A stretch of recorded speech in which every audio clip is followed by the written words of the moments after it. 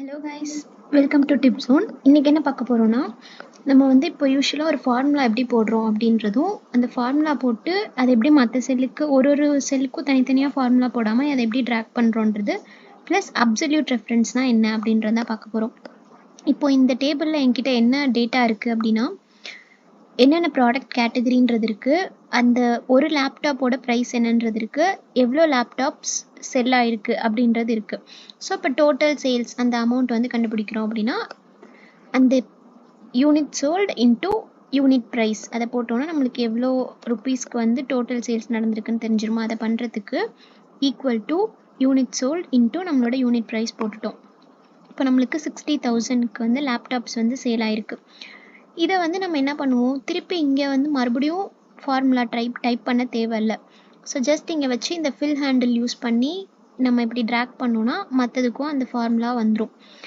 For எக்ஸாம்பிளுக்கு இந்த 800 × 30 24,000 வந்துருச்சா.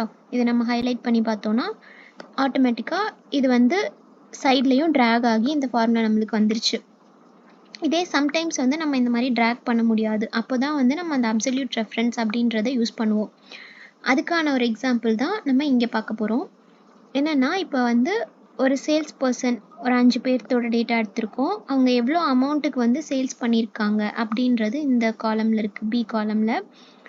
இப்போ நம்மளுக்கு வந்து சேல்ஸ் பர்சனுக்கெல்லாம் ஒரு கமிஷன் இருக்கும்ல, 5%, 10% அப்படின்ற மாதிரி. அந்த கமிஷன் வந்து அவங்களுக்கு 5% அப்படின்னு எடுத்திருக்கோம்.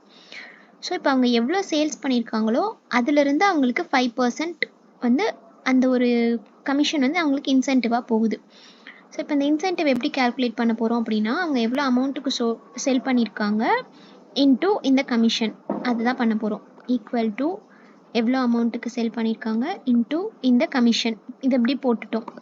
ஓகே, இப்போ நம்ம லாஸ்ட் ஷீட்டில் என்ன பண்ணோம், இதை வந்து இங்கே போட்டு இப்படியே ட்ராக் பண்ணோம், மற்றதெல்லாம் ஃபில் ஆகிடுச்சு. அதுவாக வந்து மற்ற இந்த டேட்டாஸ்லாம் வந்து ட்ராக் பண்ணி அதுவாக ஃபில் ஆகிடுச்சு. இப்போ நான் அதே இதை இங்கேயும் நான் பண்ணுறேன்.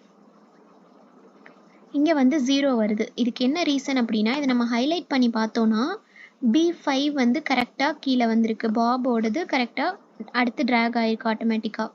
பட் E4ன்றது ட்ராக் ஆகுது இல்லையா. நம்மளுக்கு இங்கே கமிஷன்ன்றது வந்து ஒரே ஒரு செல்லில் தான் இருக்குது. அந்த 5% கமிஷன் தான் எல்லா சேல்ஸ் பர்சனுக்கும்.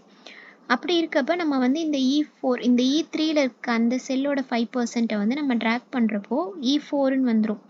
இந்த இடத்துல தான் நம்ம அப்சல்யூட் ரெஃபரன்ஸ் யூஸ் பண்ண போகிறோம். அது எப்படி அப்படின்னா, நம்ம ஃபஸ்ட்டு செல்லில் ஃபார்முலா போடுறப்பயே நம்மளுக்கு எந்த செல் வந்து நம்மளுக்கு ட்ராக் ஆகக்கூடாதோ அதுக்கு வந்து நம்ம இங்கே ஃபார்முலா போடும்போது அந்த செல்லோடதை நம்ம அப்சல்யூட் ரெஃபரன்ஸை செட் பண்ணிடணும். அது எப்படி அப்படின்னா, இப்போ E3 தான் நம்மளுக்கு அப்சல்யூட் ரெஃபரன்ஸ். அந்த செல்லில் இருக்கிறது வந்து நான் ஃபார்முலா ட்ராக் பண்ணும்போது அந்த செல்லிலிருந்து என்னோடய ரெஃபரன்ஸ் நகரக்கூடாது, அதுதான் அப்சல்யூட் ரெஃபரன்ஸ். இது எப்படி போடுறோம் அப்படின்னா, அந்த E-க்கும் 3க்கும் வந்து டாலர் சிம்பிள் போட்டுருணும். ஷிஃப்ட் டாலர், அதே மாதிரி 3க்கு முன்னாடி போட்டுட்டோம் அப்படின்னா அது காலம் வைஸ் ட்ராக் பண்ணாலும் சரி, ரோ வைஸ் ட்ராக் பண்ணாலும் அது வந்து அதே செல், அந்த E3 செல்லையே தான் இருக்கும். அது வந்து ட்ராக் ஆகாது. அந்த 5%ன்ற வேல்யூ வந்து நம்ம அடுத்து பாப்காக இருக்கட்டும், சார்லிக்காக இருக்கட்டும், டேவிட், யாருக்குமே வந்து அது மாறாது. ஸோ இப்போ வந்து நான் இதை அப்சல்யூட் பண்ணிவிட்டு இப்போ நான் ட்ராக் பண்ணுறேன் அப்படின்னா எல்லாருக்கும் வந்துருச்சு. இப்போ நம்ம ஹைலைட் பண்ணி பார்த்தோன்னா அந்த E3ன்ற செல் மட்டும் ட்ராக் ஆகிருக்காது. மற்ற இந்த பி காலமில் இருக்கிறதெல்லாம் வந்து ஒன்று ட்ராக் ஆகி அவங்கவுங்க நேம்க்கு இருக்கிற அந்த சோல்டு வேல்யூ வந்து காட்டும். இதுதான் வந்து அப்சல்யூட் ரெஃபரன்ஸ். இந்த மாதிரி இன்னும் வந்து நிறையா டிப்ஸ், ட்ரிக்ஸ், அப்புறம் நிறையா ஷார்ட்ஸ் வீடியோஸ், அப்புறம் நிறையா ஃபார்முலாஸ் இதெல்லாம் வந்து தெரிஞ்சுக்கணும்னு நினச்சிங்கன்னா டிப் ஜோனை வந்து ஃபாலோ பண்ணிக்கோங்க. தேங்க்யூ.